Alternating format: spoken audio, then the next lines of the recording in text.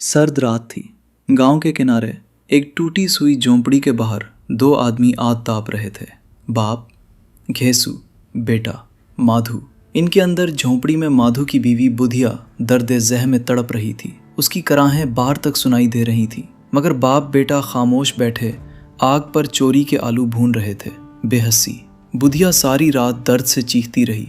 माधु कभी दरवाजे की तरफ देखता, फिर नजरें चुरा लेता। घेसू बोला, मरना ही है तो जल्दी मर क्यों नहीं जाती, हम भी सुकून से सोएं।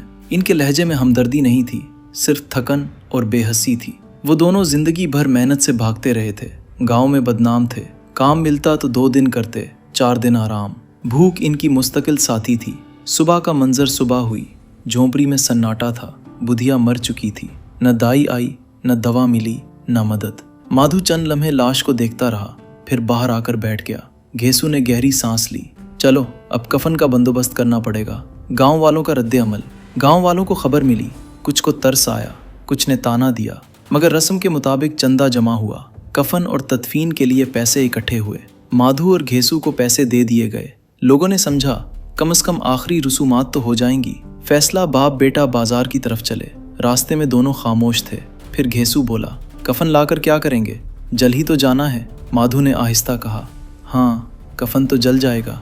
चंद लम्हों बाद वो एक शराब खाने के सामने खड़े थे। इनकी आंखों में अजीब चमक थी। पैसों का अंजाम उन्होंने कफन नहीं खरीदा, उन्होंने खाना मंगवाया। गरम पूरी, सालन, मिठाई, फिर शराब। वो दोनों बरसों बाद पेट भरकर खा रहे थे। हर नवाले में लालच थी, हर घूंट में वक्ती खुशी। माधु ने नशे में कहा, बेचारी बड़ी अच्छी थी, मरकर हमें खुला गई। घेसू हंसा, कफन से क्या होता, वो क्या देखती। अंधी सच्चाई। रात गहरी हो गई। वो दोनों नशे में डूबे गाने गाते रहे। इधर झोंपड़ी में बुधिया की लाश बेकफन पड़ी थी। कफन सिर्फ 2 संगदिल आदमियों की कहानी नहीं, ये गुर्बत की इंतहा है। वो गुर्बत जो इंसान से एहसास छीन लेती है। वो निज़ाम जो इंसान को उस हद तक गिरा देता है कि मरने वाले की इज्जत भी रोटी से कम हो जाती है।